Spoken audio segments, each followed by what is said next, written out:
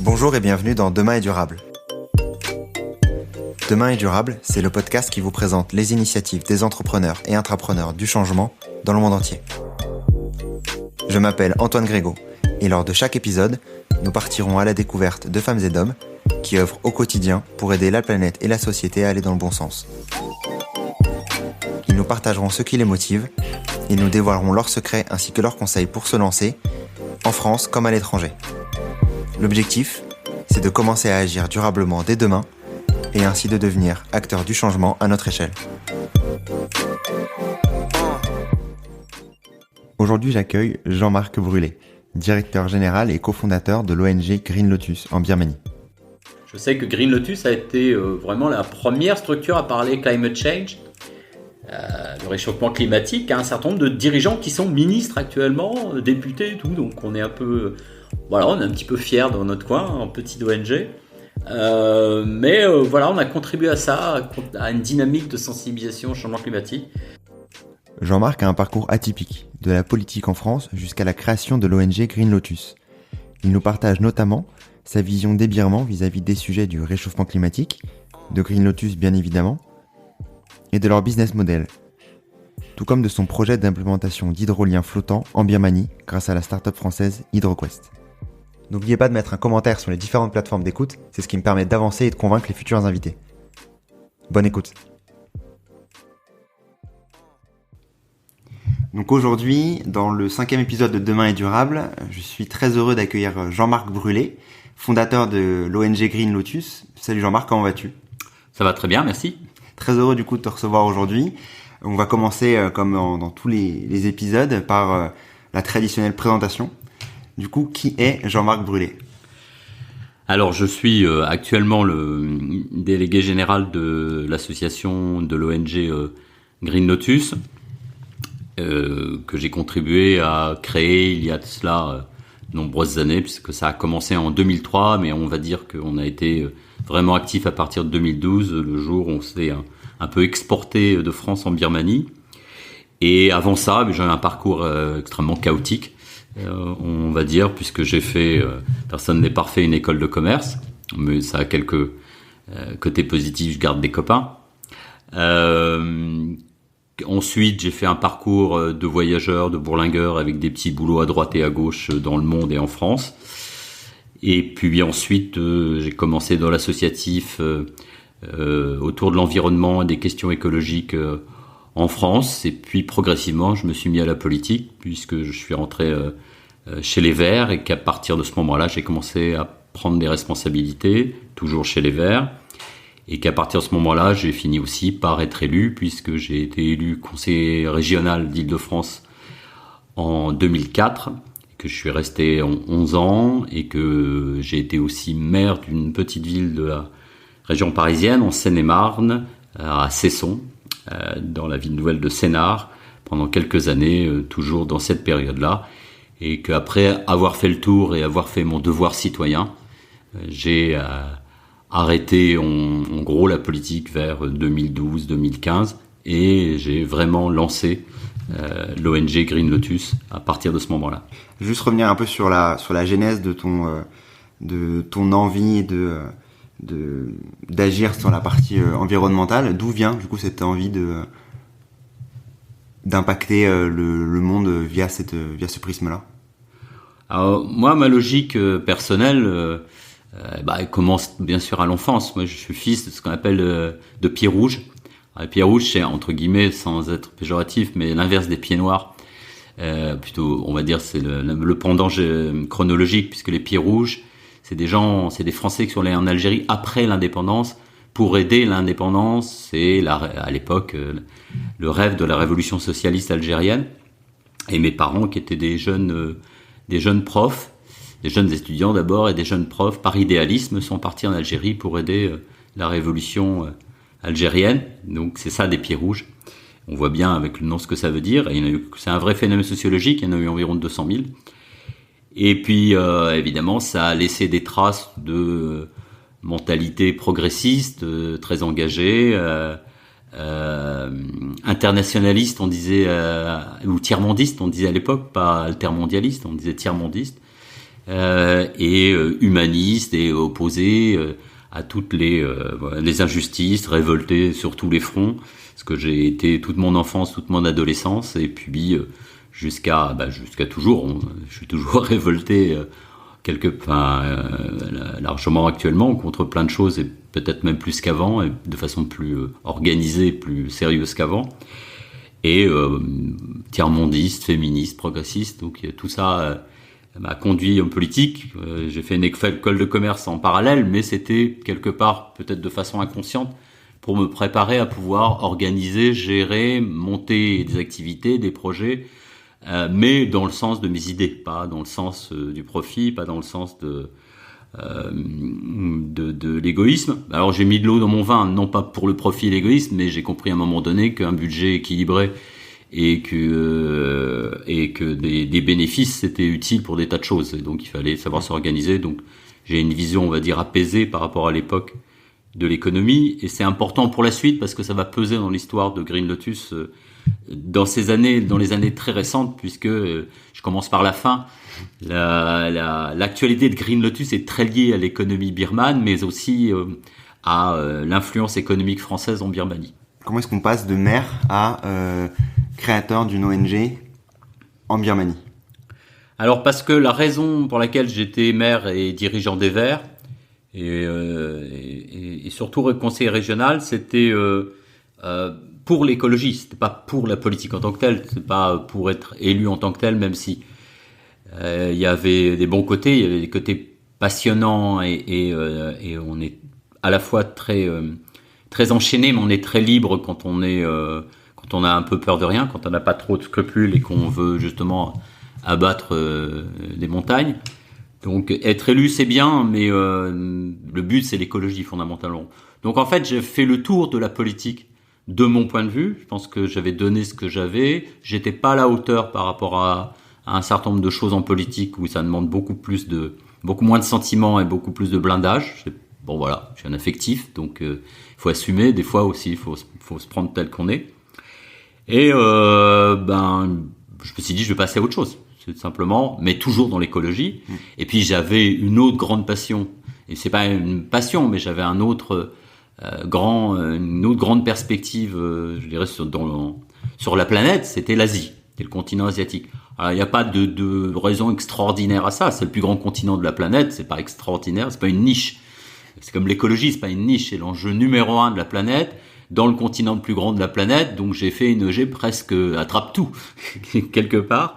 Mais voilà, ça s'est fait un peu naturellement. Et comme on avait pensé avec quelques copains à cette ONG, et qu'on l'avait du point de vue de la création de l'association, créée en 2003, c'était déjà dans notre tête de faire quelque chose autour. Tu visais juste se lancer.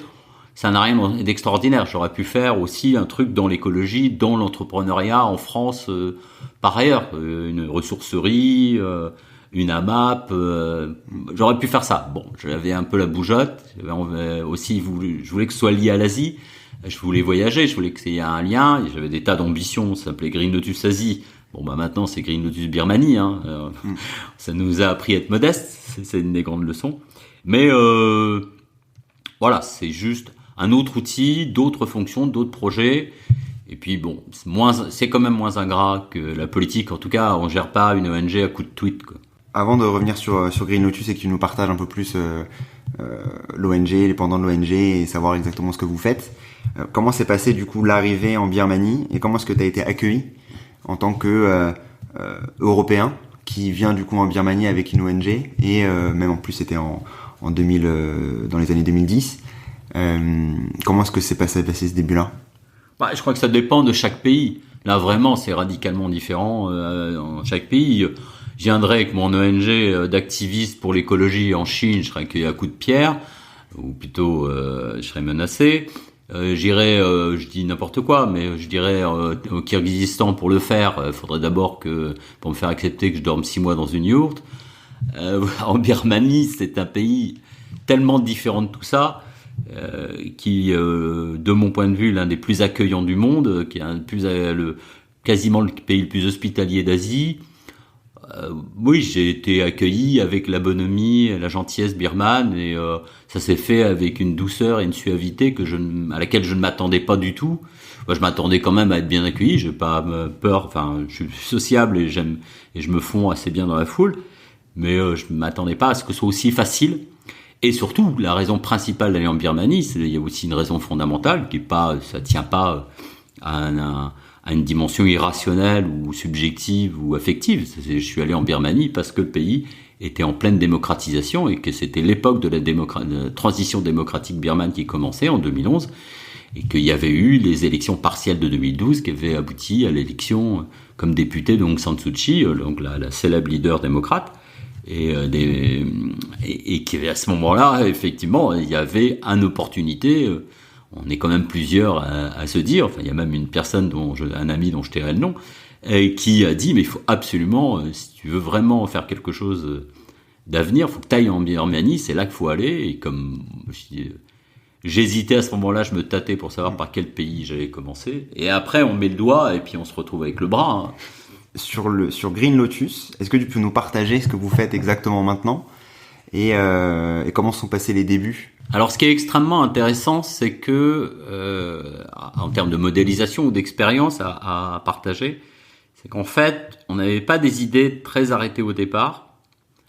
On n'y est pas allé avec des objectifs très préconçus. Alors, il y a des erreurs très lourdes qu'on a faites en général et sur place par rapport à ce qu'on voulait développer, ou sur lequel on a perdu énormément de temps. Mais globalement, on n'avait pas d'idée très arrêtée, et c'est en prenant le temps qu'on a pu savoir quoi faire, vers quoi se diriger, etc., etc. Disons qu'on est arrivé maintenant à un business model et à une stratégie à peu près finalisée, qui est d'une part d'être très autonome, aussi financièrement, et donc d'une part d'avoir des activités qui sont liées au développement de l'économie verte, d'un côté, porter des projets d'économie verte, développement des énergies renouvelables, de l'agriculture biologique, de la ville durable, les transports en commun, l'écotourisme, des choses comme ça, soutenir des projets comme ça, que ce soit très loin dans l'implémentation, en étant vraiment actif, les mains dans le cambouis, ou en étant juste des activistes, enfin en tout cas des médiateurs ou des promoteurs des sujets en tant que tels, et puis de chaque activité, et puis en faisant pratiquement du transfert de technologie, en tout cas du transfert de connaissances. Et de l'autre côté, avoir une fonction totalement gracieuse, je dirais libre et non subventionnée, en tout cas non rémunérée, mais qui est notre apanage militant, qui est d'avoir un activisme au service de la conscientisation, de la sensibilisation aux enjeux écologiques en Birmanie, le changement climatique, tout ça, et à quel point le développement économique de cette planète, partout dans le monde, et en Birmanie aussi, et justement, alors que la Birmanie est le pays qui a la plus grosse croissance de la planète depuis plusieurs années, et bien justement de dénoncer ce développement économique, et de dénoncer, en tout cas de proposer des alternatives systématiquement, et de proposer un autre type de développement, un développement durable bien sûr, mais en allant très loin et en disant que c'est vraiment un choix et pas l'autre. C'est pas le charbon et le solaire, c'est le solaire à la place du charbon, et que voilà, il n'y a pas de demi-mesure à avoir. Donc il y a aussi une dimension activiste, des luttes contre des grands projets, des centrales au charbon. Donc on est auprès de la société civile birmane, on participe à des campagnes de sensibilisation, et là c'est un peu notre attitude qu'on va dire anti-paternaliste, anti-colonialiste, d'être au service en back-office de cette société civile birmane, et non pas sur le devant de la scène. On est au service de la professionnalisation de la société civile birmane, on ne cherche pas à se mettre en avant nous-mêmes particulièrement. Donc ça, en fait, c'est nos deux piliers. Maintenant, c'est vraiment ça qu'on fait, qu'on veut faire, qu'on veut développer, qu'on veut stabiliser dans son développement. C'est clair. Mais pour arriver là, il a fallu 5 ans à essayer un peu de tout, attraper des subventions à droite et à gauche pour des choses diverses et variées, pas toujours très cohérentes, et puis pas toujours très efficaces. Et puis à vivoter aussi, quoi. Et justement, comment est-ce qu'on se lance? On part de France, on arrive en Birmanie pour lancer une ONG. C'est quoi les premières étapes pour se lancer? Comment on fait pour... t'as commencé par quoi? Alors, d'un point de vue très pratique, il faut quand même regarder. Il y a des questions statutaires, enfin il y a des questions organisationnelles, logistiques qu'il faut connaître quand même assez fondamentalement. Enfin, moi je pense que quand on crée une structure, il faut connaître tout l'environnement du statut qu'on a choisi et toute la réalité. Donc, faut être un tout petit peu pro du droit associatif et des questions associatives, savoir à quoi ça conduit, à quelles contraintes ça conduit et tout. Moi, j'ai effectivement, je dirais presque 30 ans d'expérience de vie associative. J'ai créé des tas d'associations qui sont mortes ou qui ont passé à d'autres. Là, c'est c'est vraiment très très facile, mais il faut le connaître. Donc, et après, il faut connaître ça et l'adapter à un pays où on va.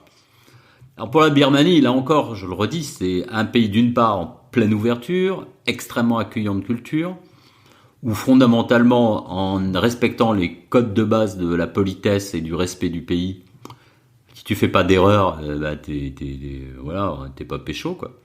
Et donc, tu es extrêmement tranquille. Et j'ai eu aucun problème en Birmanie. Alors tout est très très lent, c'est un des pays les plus lents qui soit.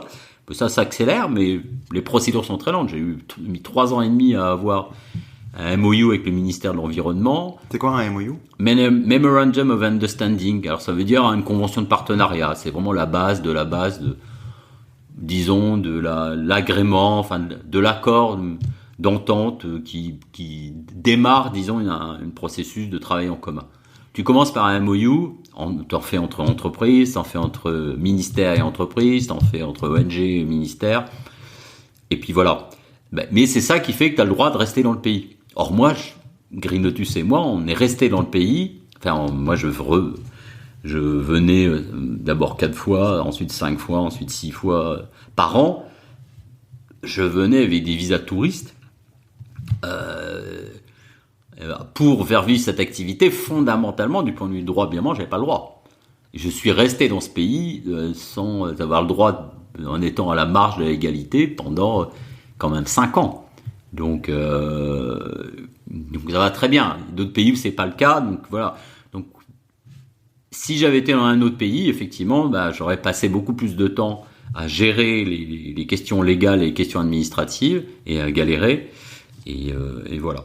Alors ensuite, l'autre sujet dans le fait de se lancer dans ce genre de choses, c'est qu'on rêve bien sûr de pouvoir se développer et donc forcément de pouvoir financer, de pouvoir trouver des projets qui tiennent à des subventions, des appels à projets, des financements divers et variés.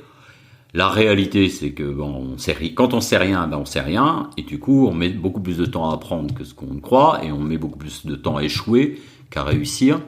Et donc, se lancer sans avoir un peu de mise de fond, ça ne mène à rien. Donc déjà, alors moi, j'ai bouffé toute mon épargne dans cette affaire, et il faut savoir qu'on ne part pas à zéro.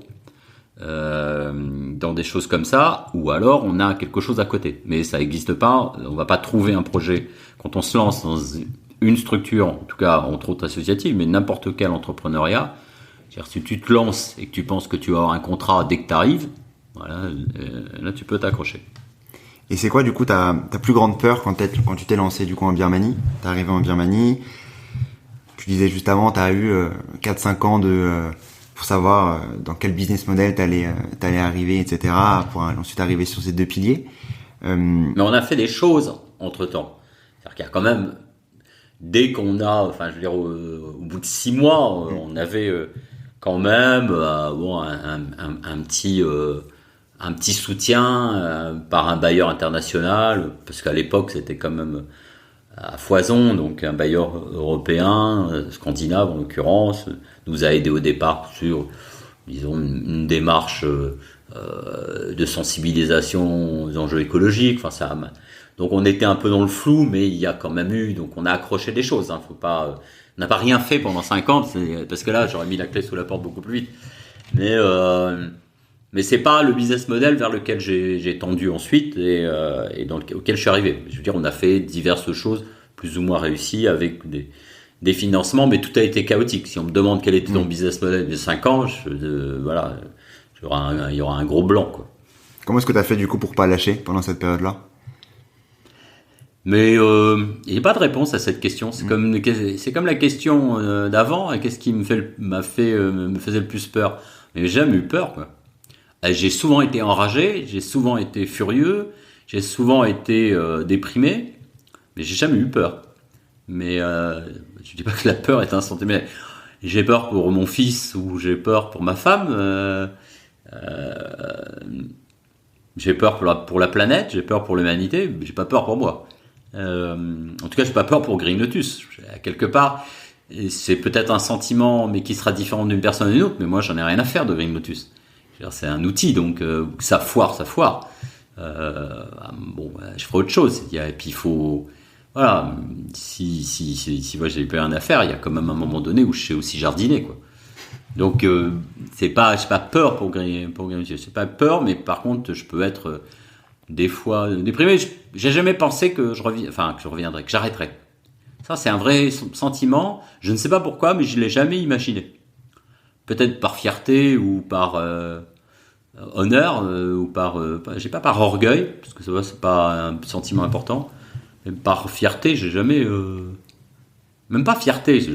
Voilà, jamais imaginé abandonner. D'abord, je saurais pas trop quoi faire d'autre. Et ce qui est sûr, c'est que quel que soit l'outil, que ce soit une bêche ou un râteau, ou que ce soit une ONG ou que ce soit une entreprise, enfin, mon ONG et une entreprise, c'est la même chose. C'est qu'un outil, quoi. À la fin, il y a que l'écologie et le rapport entre l'humain et la planète sur sa planète qui compte. Le reste, ça, c'est inintéressant. Mais à un moment donné, il faut se resserrer. Avant de repasser sur Green Lotus, tu parles d'abord entre l'humain et la planète par rapport au Birman. Comment est-ce qu'il se voit sur ces sujets-là? C'est un bon terreau.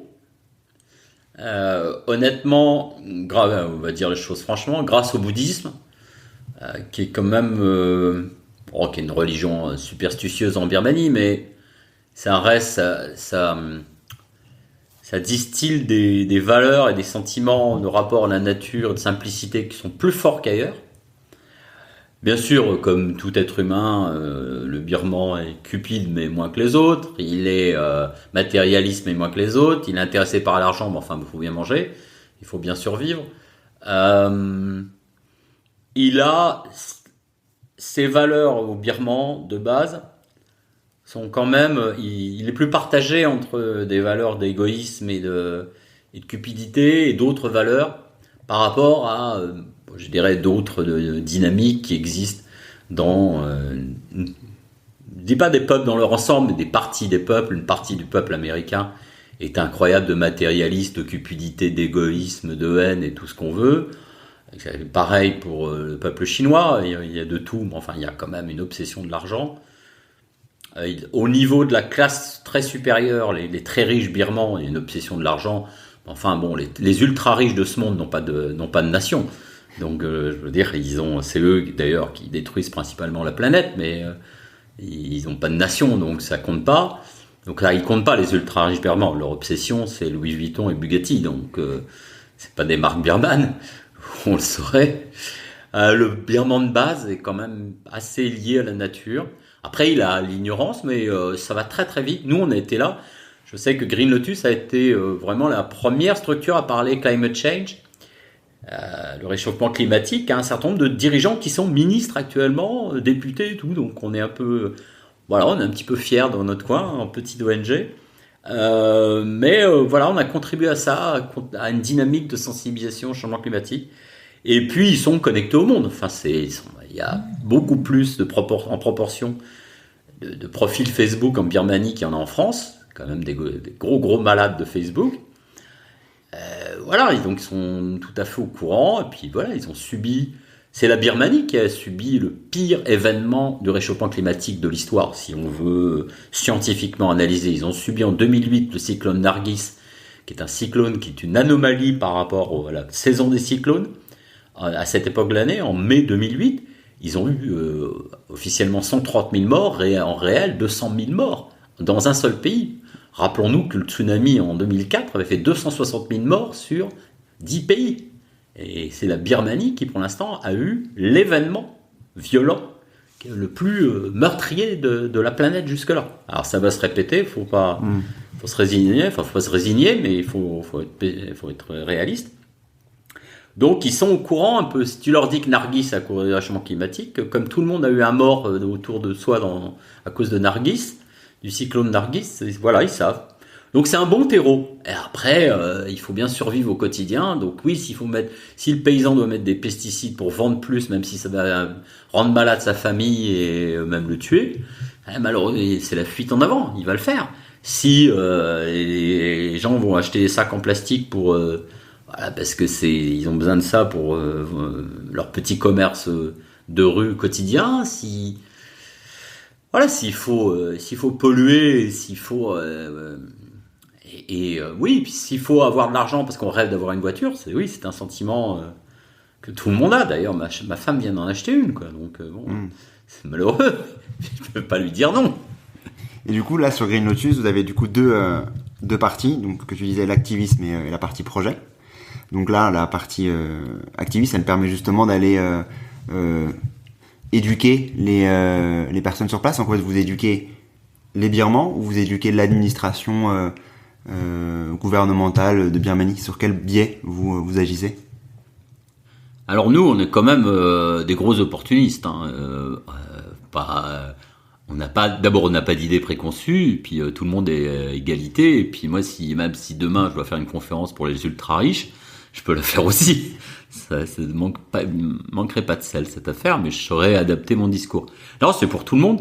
Alors c'est pour tout le monde, mais on sait comment fonctionne la société. Disons que la cible numéro 1, d'abord, c'est vraiment la société civile, parce que c'est la société civile que vient la mobilisation, que la société civile birmane a un potentiel extraordinaire, qu'elle est poussiéreuse et un peu vieillotte et pas du tout professionnelle, mais que si elle est professionnalisée, elle peut vraiment cartonner. Donc c'est eux qu'il faut former, sensibiliser, donner les outils, donner les informations et montrer justement et apprendre. C'est du back office, c'est apprendre des règles de com. Alors c'est pour ça qu'il y a un mot que je veux bannir là, c'est éduquer. On éduque que dalle, quoi. On forme, c'est la formation professionnelle. Ils sont, c'est leur pays, c'est eux les adultes. Nous, on est juste des techniciens à leur service. Donc il y a vraiment une dimension très importante sur les termes. Il y a des valeurs fondamentales qui sont à la base que je veux faire partager à chaque personne que j'embauche dans Green Lotus. Donc voilà, d'abord c'est des civils, mais bien sûr les autorités, les fonctionnaires, et alors avec un accent particulier, c'est que la spécificité de Green Lotus dès le départ, ça s'est fait un peu de façon naturelle, un peu comme la prose pour Monsieur Jourdain, mais nous le bon sens c'était de mettre tout le monde ensemble dans une même salle. Sauf qu'en Birmanie, ça se fait jamais. Les fonctionnaires parlent jamais, c'est des civils qui parlent jamais aux entreprises, qui parlent jamais aux étudiants, qui ne parlent jamais aux académiques. C'est le bouquet, ça. Et il faut mettre tout le monde dans une même salle, quoi. Et ça, on a réussi cet exploit à plusieurs reprises. Enfin, c'est souvent, quoi. À chaque fois, on met tout le monde dans une même salle parce qu'on ne se dit pas à son instant qu'il faut faire des salles cloisonnées. Et tout le monde est surpris de se retrouver ensemble et de dialoguer ensemble. Et ben, si. Donc ça, c'était notre particularité, c'était d'arriver à mettre tout le monde dans une même salle et de créer des liens qui sont pérennisés en plus. Mais on a fait différentes initiatives, on a fait aussi des voyages en France, avec des gens pas triés sur le volet, mais un peu des gens que j'ai choisis presque empiriquement. Donc voilà, on est opportuniste, on est très empirique, très pragmatique, on agit avec un empirisme de bonne loi, et puis on prend ce qui nous est donné aussi, on n'impose pas nos vues à cette société birmane et c'est aux Birmans de nous dire ce serait bien si vous veniez donner une formation sur ça ou une conférence sur ça. Et moi je prends tout, je donne tout et je m'adapte à tout et n'importe quoi et je prends le premier bus, premier avion, premier n'importe quoi, première charrette pour aller où on me dit de me pointer avec mon PowerPoint et mes photos et mon vidéo proche, quoi. Et est-ce que tu vois de plus en plus de demandes dernièrement, enfin les dernières années depuis ton arrivée en 2012? Alors ça s'est transformé parce que il y avait un petit côté la surprise par rapport au nombre d'Occidentaux, d'Européens, d'étrangers qui venaient, et surtout qu'on compensait le seul étranger qu'ils voyaient depuis des dizaines d'années, qui était le Chinois ou le Nord-Coréen. Donc ils avaient quand même des sacrés interlocuteurs pendant un bout de temps, et bien sûr des voisins, les Thaïlandais, les Singapouriens. Mais vous voyez quand même beaucoup de Chinois, et là tout d'un coup ils avaient plein d'étrangers à partir de 2011, voilà. Cette époque-là, et en 2012, je suis arrivé avec l'explosion, quoi. Donc ils étaient tout contents et tout. Donc là, c'était un peu la surprise, c'était nous rencontrer pour nous rencontrer, quel que soit le sujet. C'était du coup, moi, je pouvais te raconter toutes mes histoires à tout le monde, des belles histoires, ou des tristes histoires sur le réchauffement climatique. Je leur montrais en partie une très belle carte d'extrapolation de montée des eaux de 2 mètres. Et l'influence sur les côtes birmanes et le delta du grand fleuve birman de l'Irrawaddy, ça a édifié, ça faisait un bon choc, et puis c'était vraiment une occasion de bien ensuite de discuter. Je pense que ça a édifié, ça a créé des générations d'écolos dans la société civile birmane. Maintenant, c'est un peu différent, c'est un petit peu plus structuré, c'est un peu... ça a évolué. Mais bon, là, ce serait rentrer dans les détails de notre pratique professionnelle du networking et notre pratique du lobbying et notre pratique aussi de l'advocacy et de tout ce qui est la sensibilisation. Merci d'avoir écouté cet épisode. J'espère que l'épisode vous a plu, et si vous l'avez aimé, n'hésitez pas à partager le podcast autour de vous et à laisser un avis 5 étoiles sur les différentes plateformes d'écoute. C'est ce qui me permet d'être visible et de convaincre les futurs invités. À très vite.